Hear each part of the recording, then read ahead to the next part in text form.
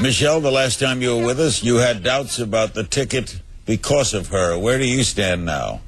I have increasing doubts, Larry, about the ticket, and my doubts center around what I see the McCain management team doing with Governor Palin. I see a team who brought a young governor onto a national scene, tossed her into the deep end 5 weeks before November. I see them managing her. I hear from inside the McCain campaign that she is essentially being treated like a secretary or a staffer, not a genuine vice presidential running mate. And I think it is absolutely confirmed that when they send her out, this good old boy team, some of whom parenthetically, Governor Reagan and my father, Senator Laxalt, fired from the Reagan campaign for these kinds of dirty tricks.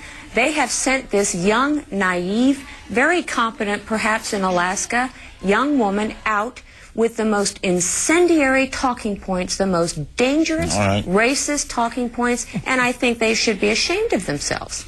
The concept of her, Bay, the concept of her being an attack dog. Let's watch this and get Bay to comment. I think the phoniest claim in a campaign that's been full of them is that Barack Obama is going to cut your taxes.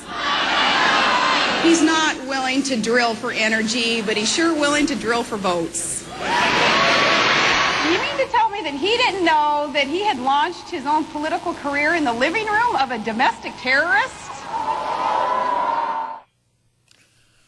All right, Bay, is all fair in love and war? Is that fair?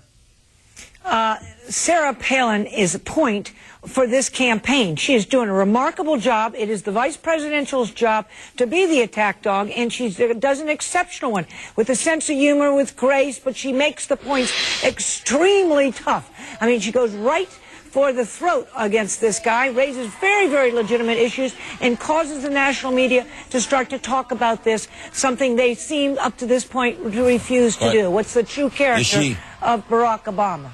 Is she helping?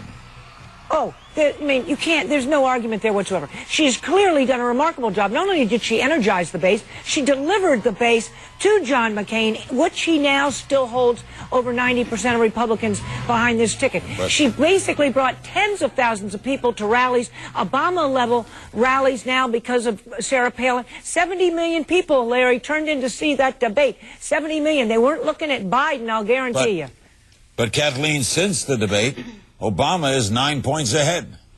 Yeah, I don't think Sarah Palin is helping McCain. I really don't. Absolutely, she's animating the base. The base is practically hysterical with animation.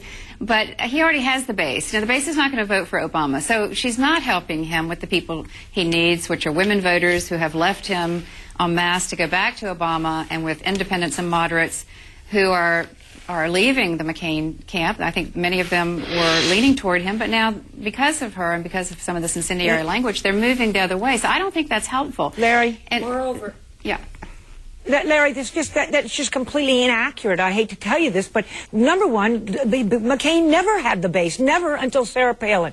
That was Sarah Palin's job, and she did it perfectly. And the second point is, for 3 weeks after that convention, we were climbing. Sarah Palin, managed to basically eliminate the bump the Democrats got out of their convention, and we moved ahead because of Sarah Palin. The day we started to drop was the day the banks collapsed. And you can look at all the polls you want and blame it on Sarah, but it has a whole lot more to do with the environment than it does Sarah.